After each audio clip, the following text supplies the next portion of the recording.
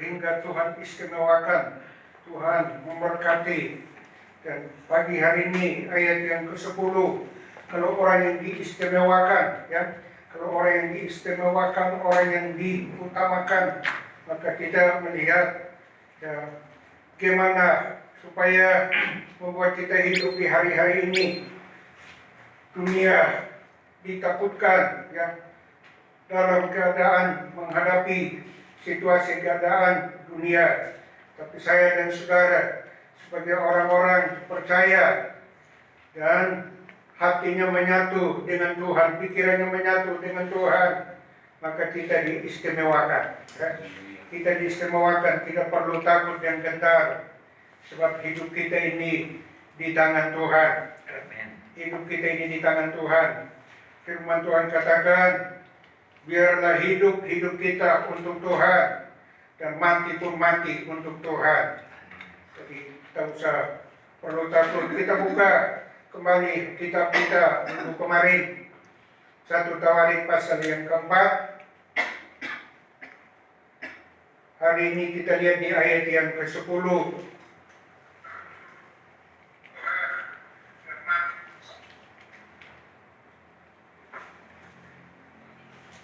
Saya baca dalam terjemahan yang saya pegang.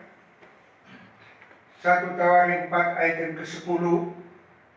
Yabes berseru kepada Allah Israel, katanya, kiranya engkau memberkati aku berlimpah-limpah dan memperluas daerahku, dan kiranya tanganmu menyertai aku dan melindungi aku daripada malapetaka, sehingga kesakitan tidak menimpa aku. Dan Allah mengabulkan permintaannya itu. Oh puji Tuhan, indah sekali. Ini benar-benar di sini pagi ini kita disegarkan, dihiburkan, dikuatkan, karena bagian A berkata, Yabes berseru kepada Allah Israel, katanya. Nah, ini sebut dia permintaannya ada di dalam ayat ini. Dan bagian terakhir dikatakan, dan Allah mengabulkan permintaannya. Dalam terjemahan yang lain katakan, Allah memberikan apa yang dia minta. Allah memberikan, Allah menyampaikan apa yang dia minta. Dan permintaannya di sini kita lihat, ya, kiranya engkau memberkati aku berlimpah-limpah. Wah, permintaan pertama. Kiranya engkau memberkati aku dengan berlimpah-limpah. Jangan lupa, bagian terakhir, Allah memberikan apa yang dia minta. Jadi dia minta pertama, dia minta supaya memberkati dengan berlimpah-limpah. Nah, kita jangan hanya berpikir berlimpah-limpah di sini adalah harta atau materi atau kekayaan yang dilihat. Tetapi yang penting, yang berlimpah-limpah bagi kita zaman sekarang ini adalah berlimpah-limpah di dalam iman, kasih, dan pengharapan kita. Amen. Ya. Sebab itu firman Tuhan sudah katakan, semuanya itu bisa hilang, semuanya itu bisa lenyap, tetapi 3 hal itu tidak: iman, kasih, dan pengharapan. Jadi biarlah kita seperti Yabes itu, kita minta kelimpahan dari Tuhan kepada kita. Hari-hari ini kita perlu tetap hidup berkelimpahan di dalam iman, kasih, dan pengharapan. Kasih kita kepada Allah jangan kendor. Kasih kita kepada sesama kita jangan kendor. Iman kita kepada Allah jangan berkurang, jangan kendor. Pengharapan kita kepada Allah jangan berkurang dan kendor, supaya kita tidak dapat digoyahkan oleh berita-berita dunia, oleh keadaan situasi dunia. Karena kita hidup berlimpah-limpah.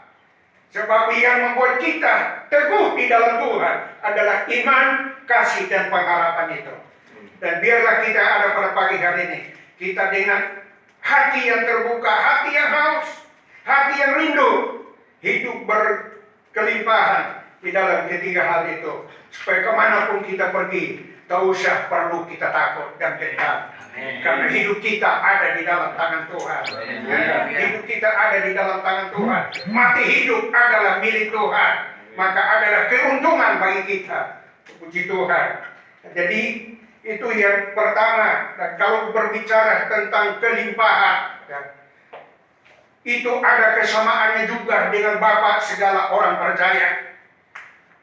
Bapak segala orang beriman. Kalau dalam Ibrani pasal yang ke-6 ayat yang ke-14 itu firman Tuhan katakan, Tuhan memberkati Abraham juga dengan berlimpah-limpah. Tuhan memberikan kehidupan kepada Abraham dengan berlimpah-limpah. Nah, itu dalam pengharapan khususnya Abraham. Sehingga walaupun dia sudah tua, tetapi masih tetap memiliki pengharapan yang berlimpah-limpah. Sehingga dia yakin pasti dia memperoleh keturunan. Dan terbukti ayat yang ke-15 juga. Di situ Tuhan katakan bahwa dia memperoleh apa yang diinginkan, penggenapan daripada Roma 4 ayat yang ke-18 dan 19 itu. Jadi pagi hari ini, kalau Yabes diberi Tuhan kelimpahan, dan Abraham diberi kehidupan berkelimpahan dalam pengharapan, maka saya dan saudara pun kemanapun kita pergi, kita tetap memiliki iman dan pengharapan dan kasih. Pasti Tuhan tetap memberkati kita. Pasti Tuhan tetap menyertai kita. Pasti Tuhan tetap melindungi kita. Nah, di sini bagian yang kedua, apa yang dia minta lagi? Berlimpah-limpah dan memperluas daerahku. Nah, yang dimaksudkan memperluas daerahku itu juga memperluas hatinya. Bisa memperluas pikirannya, hati dan pikirannya tidak picik, hati dan pikirannya tidak sempit, tetapi hati dan pikirannya luas, dikendalikan dan dikuasai oleh firman, sehingga kemanapun dia pergi tidak merasa takut dan gentar, sebab hatinya terbuka luas, selebar-lebarnya untuk Tuhan, yang mengendalikannya untuk bekerja di dalam kehidupannya. Jadi dia tidak merasa takut dan gentar. Lalu yang berikut lagi, supaya ada ayat lain juga mendukung kita. Dan kiranya tanganmu menyertai aku dan melindungi aku daripada malapetaka. Kiranya tanganmu.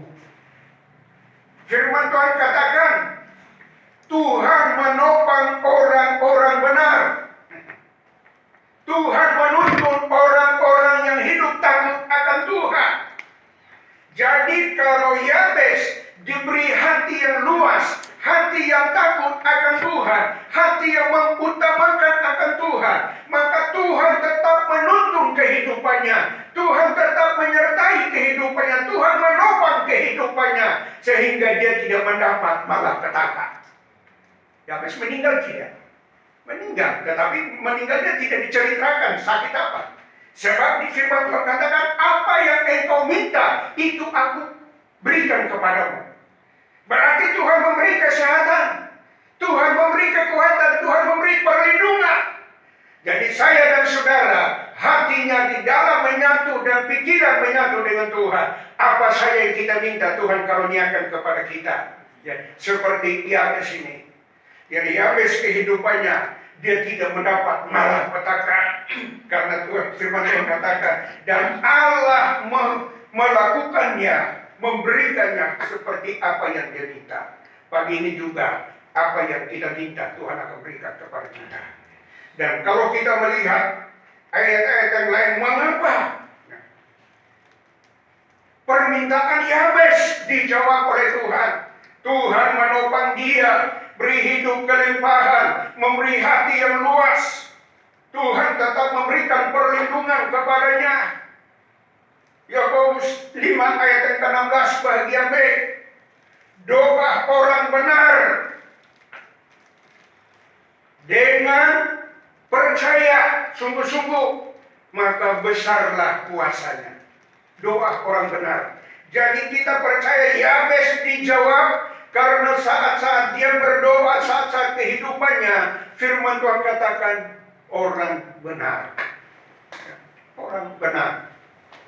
Coba saya minta tolong baca Mazmur 41 ayat yang ke-13. Mazmur 41 ayat yang ke-13 ada hubungannya dengan Yakobus 5 ayat yang ke-16. Tetap dulu tidak apa-apa. Yakobus 41 ayat 13. Ya, tetapi engkau menopang aku karena ketulusanku, engkau membuat aku tegak di hadapanmu untuk selama-lamanya. Haleluya. Engkau menopang aku, engkau mendukung aku, engkau memberi kekuatan kepadaku karena ketulusan hati. Jadi Yabes selain dia orang benar dan juga adalah orang tulus hati. Jadi berdoa dalam kebenaran firman Tuhan disertai dengan ketulusan hati, maka dia katakan engkau menopang aku. Oh puji Tuhan, engkau menopang. Ada dua hal situ, menopang dan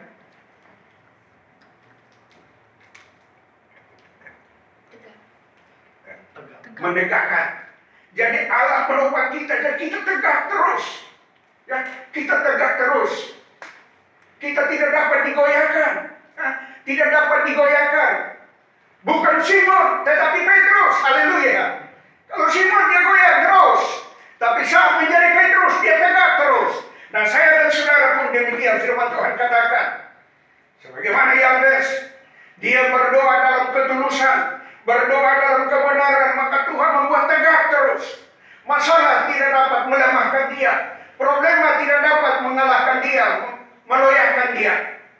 Tetapi apapun yang dihadapi dia tetap tegak sebab dia percaya Allah pasti memberi kekuatan kepadanya. Tangan Allah tetap menopangnya. Maka saya dan saudara, firman Tuhan katakan kita adalah orang-orang berdosa. Tetapi kebenaran dapat memerdekakan kita, memberi kebenaran kepada kita. Kita adalah orang-orang benar. Maka Tuhan tetap menopang kita. Amin. Tuhan tetap memberi kekuatan, kemampuan sehingga kita tegak terus. Ya, kita tidak miring sini dan sana. Kita tidak seperti yang lain yang menoleh ke belakang dan samping kiri kanan. Tetapi kita tetap memandang kepada Allah di tempat yang maha tinggi, di tempat yang maha suci. Tapi juga ada bersama dengan kita. Jadi firman Tuhan dengan jelas. Ya. Jadi Yabes memiliki kebenaran dan ketulusan. Lalu ada satu pengharapan. Nah dia punya pengharapan. Mengapa Tuhan memberi jawaban? Karena dia berseru kepada Allah dengan pengharapan yang tidak dapat digoyahkan. Mengapa pengharapannya tidak dapat digoyahkan? Ibrani 6 ayat yang ke-19. Mengapa pengharapannya tidak dapat digoyahkan? Mari tolong. Yang bisa cepat dapat. Nadia, sudah dapat? Belum. Ibrani 6 ayat 19. Ya. Ibrani 6 ayat 19, pengharapan itu adalah sauh yang kuat dan aman bagi jiwa kita, yang telah dilabuhkan sampai ke belakang tabir. Nah, ini punya pengharapan. Dan firman Tuhan, pengharapan itu seperti sauh yang kuat, jangkar yang kuat. Nah, seperti sauh yang kuat, seperti jangkar yang kuat, dan diletakkannya, dilabuhkannya di belakang tabir. Nah, kalau kita berbicara tentang tabir, berarti ada tempat suci dan tempat maha suci. Jadi walaupun hidup kita ini bagaikan kapal, kapal ini ada di tempat yang suci, tetapi pengharapannya, sauhnya, jangkarnya harus ada di tempat yang maha suci. Siapa ada di tempat maha suci untuk mengendalikannya? Tuhan Yesus Kristus. Dia menjadi imam besar sekali untuk ada di dalam tempat maha suci untuk menyelamatkan saya dan saudara. Dan dia ada di sana. Jadi barang siapa yang memiliki pengharapan di dalam Yesus Kristus, bagaikan sauh, bagaikan jangkar dan diletakkan di dalam tempat yang maha suci, maka Tuhan yang mengendalikannya.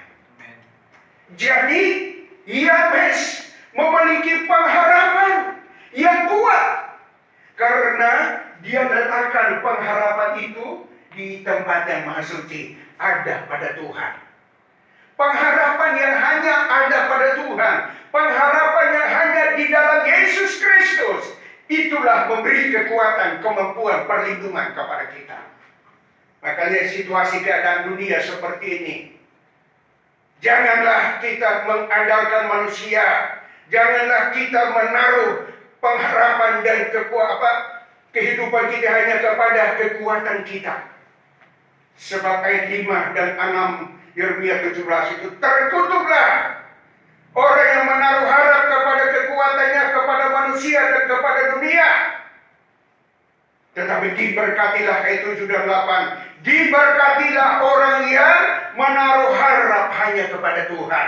Ia mengandalkan harapannya hanya kepada Tuhan, yaitu pengharapan yang ada di dalam belakang tabir itu, yaitu di tempat yang maha suci. Hanya gantungkan harapnya kepada Tuhan. Hanya gantungkan harapnya pada Tuhan. Kita masih perlu manusia, saling menolong, saling membantu.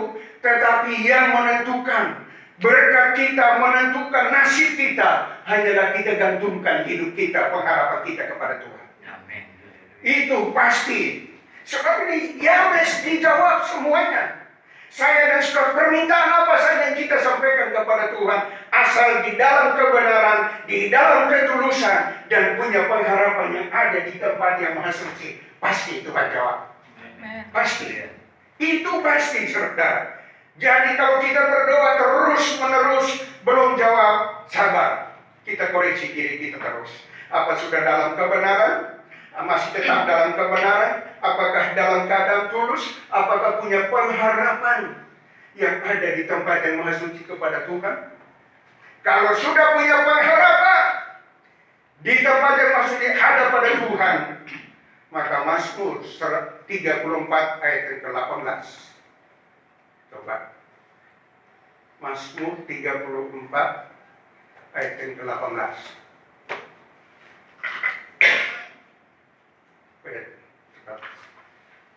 Sedikit lagi. Ya, bagus nih. Mazmur 34 ayat 18, apabila orang-orang benar itu berseru-seru, maka Tuhan mendengar dan melepaskan mereka dari segala kesesakan. Haleluya. Maka orang benar, kita adalah orang-orang benar, dibenarkan oleh darah Yesus. Maka orang benar itu berseru-seru kepada Tuhan. Tuhan mendengarnya dan melepaskan dari kesesakan. Sekarang virus itu membuat dunia ini jadi sesak. Kenapa semua? Mau bergerak sini, bergerak sana. Semua ketakutan. Tapi firman ini pagi ini datang kepada saya dan saudara. Kalau pengharapan kita ada di tempat yang maha suci, maka di situ katakan saat kita berseru kepada Tuhan, Tuhan mendengar dan melepaskan kita dari kesesakan itu. Melepaskan kita dari segala ketakutan itu, segala kebimbangan, segala kegoncangan itu. Percayalah bahwa kita adalah orang-orang benar, dibenarkan oleh darah Kristus. Tapi masihkah kita hidup dalam kebenaran? Nah ini, percaya bahwa kita adalah orang-orang benar dan Tuhan berjanji orang benar berseru Tuhan dengar. Dan Tuhan dengar dan Tuhan menjawab. Dia melepaskan kita dari segala kesesakan. Apa membuat kita kesulitan, kesukaran, kesesakan? Tuhan katakan, aku melepaskan kamu. Percaya? Ya, baik kita yang di sini, saudara-saudara kita di rumah di mana sedang mendengar, percayalah dengan penuh pengharapan bahwa segala kesesakan kita, Keluaran berkata, firman Tuhan berkata, Dia mendengarnya, Dia memperhatikannya, dan Dia datang untuk mengeluarkan kita. Jadi bukan hanya Tuhan mendengar umat pilihannya dalam keadaan tertekan, bukan hanya Tuhan melihat umatnya dalam keadaan yang susah, tetapi Dia turun langsung untuk mengangkat, melepaskan, mengeluarkan mereka dari kesesakan itu. Sampai hari ini pertolongan itu masih tetap berlaku. Dia bukan hanya mendengar umatnya sedang dalam keadaan tertekan, bukan hanya Dia melihat umatnya sedang dalam keadaan ketakutan, tapi Dia siap turun. Tadi Dia katakan dengan tangannya Dia menopang dan meninggalkan kita. Berarti Dia turun untuk datang menolong saya dan saudara. Dan saat ini ada di sini. Saat ini ada di samping saudara, saat ini ada di hadapan saudara. Dia siap asal kita tetap serahkan hidup kita kepada Dia. Puji Tuhan, saudara. Dia mengeluarkan kita dari kebencian. Ada lagi ayat 138 ayat 3. Mazmur.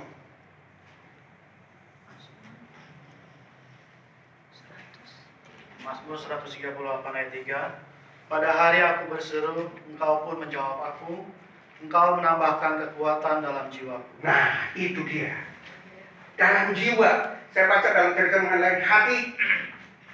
Jadi, aku pada saat aku berseru, saat ini dunia semua sedang berseru kepada Tuhan.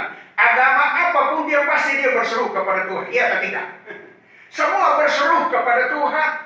Supaya Tuhan bebaskan negaranya. Tuhan bebaskan masyarakatnya dari segala bermacam-macam virus. Kenapa? Waktu virus demam berdarah tidak pada ketakutan. Kenapa waktu virus flu burung dan lain-lain sebagainya semua tidak ada ketakutan? Karena memang belum mendekat kepada hari-hari terakhir. Tapi lihat kita makin mendekat kepada hari-hari terakhir daripada zaman akhir. Nanti tahun-tahun yang akan datang lagi ada berita yang mungkin ringan tetapi membuat manusia makin takut. Karena memang itu firman Tuhan. Supaya membuat manusia ketahuan murni iman, kasih, dan pengharapan yang mana. Nah, hari-hari ini kita sedang diuji. Tetapi ingat tadi, ayat yang ketiga tadi. Aku berseru, engkau mendengar, engkau menjawab, dan engkau memberi kekuatan di dalam jiwaku. Engkau memberi ketenangan di dalam jiwaku. Engkau memberi ketenangan di dalam hatiku. Jadi pagi ini kita yang sedang mendengar firman Tuhan, kita masing-masing berdoa kepada Tuhan. Percaya bahwa Tuhan mendengar dan Dia memberi ketenangan di dalam batin kita. Dia memberi ketenangan di dalam pikiran kita. Supaya kemanapun kita pergi, manusia dilanda dengan ketakutan, tetapi saya dan saudara hidup di dalam penuh sukacita, damai sejahtera, karena Tuhan memberi ketenangan dalam batin dan jiwa kita. Oh, puji Tuhan, saudara. Jadi Allah kita luar biasa. Allah kita luar biasa. Dan biarlah pagi hari ini ya, kita tetap hidup di dalam penuh pengharapan, penuh keyakinan iman. Hidup tetap di dalam ketulusan hati kita. Karena Tuhan, firman Tuhan, ayat-ayat ini sudah memberi kekuatan kepada kita. Ayat penutup. Amsal 10 ayat 28. Tapi bagian A saja. Tapi baca semua, tidak apa-apa. Amsal 10 ayat yang ke-28. Pengharapan orang benar. Amsal 10 ayat 28. Harapan orang benar akan menjadi sukacita, tetapi harapan orang fasik menjadi sia-sia. Diputuskan dalam bahasa yang lain. Harapan orang fasik diputuskan. Tidak ada komunikasi, tidak ada hubungan dengan Tuhan. Tetapi harapan orang benar mendatangkan sukacita. Yabes hidup penuh sukacita karena semua permohonan doanya dikabulkan oleh Tuhan. Abraham hidupnya penuh sukacita karena dia tetap hidup dalam pengharapan. Dan pengharapan dibuktikan kepada Tuhan. Oh, puji Tuhan. Saya dan saudara kita hidup di hari-hari ini. Kalau kita tetap hidup dalam pengharapan kepada Tuhan di dalam Yesus Kristus, hidup kita penuh sukacita. Hidup kita penuh damai sejahtera. Karena apa? Kita tahu firman Tuhan tadi. Orang benar berseru kepadanya, Tuhan mendengar dan Tuhan tegakkan. Ya, Tuhan memberi kekuatan. Dan yang berikut tadi, orang benar berdoa, maka Tuhan mendengar, Tuhan menjawab, dan memberi kekuatan di dalam hati dan jiwanya. Sehingga hidupnya tetap penuh sukacita. Harapan orang benar ada sukacita. Amin. Harapan orang benar. Maka marilah, apapun yang kita hadapi, apapun yang dengar, tidak masalah. Ya, jangan jadi masalah. Jangan jadi beban, jangan jadi satu hal yang membuat kita kurang pengharapan. Tapi biarlah semua berita boleh datang. Entah melalui koran, melalui TV, melalui radio, dan melalui apapun. Boleh dengar. Tapi jangan menggoyahkan hati kita. Nah, bagaimana supaya tidak digoyahkan? Kita sudah belajar. Tetap hidup dalam kebenaran, dalam ketulusan, dan tetap berharap kepada Tuhan. Dan pengharapan itu harus di tempat yang maha suci. Harus di tempat yang maha suci. Maka dengan pengharapan itu, Tuhan memberi kekuatan dan Tuhan tetap tegakkan kita. Kita tidak goyah. Kita tidak seperti Simon, tetapi jadilah seperti Petrus. Hidupnya di atas batu karang yang teguh, sehingga tidak dapat digoyahkan oleh apapun. Masalah boleh datang. Berita, tantangan, ujian, pencobaan, sakit, penyakit boleh datang. Tetapi Ayub berkata, semuanya itu membuat aku makin murni seperti emas yang diujikan oleh api. Puji Tuhan. Kiranya Tuhan memberkati kita supaya kita hidup di zaman sekarang ini. Kita katakan, peganglah tanganku Roh Kudus. Sehingga kita tidak dapat digoyahkan karena Roh Kudus tetap menuntun kita dalam kebenaran firman Tuhan. Dan kita tetap dalam pengharapan yang mendatangkan sukacita. Biar kemanapun kita pergi, hidup tetap dalam sukacita dari Tuhan. Peganglah tanganku.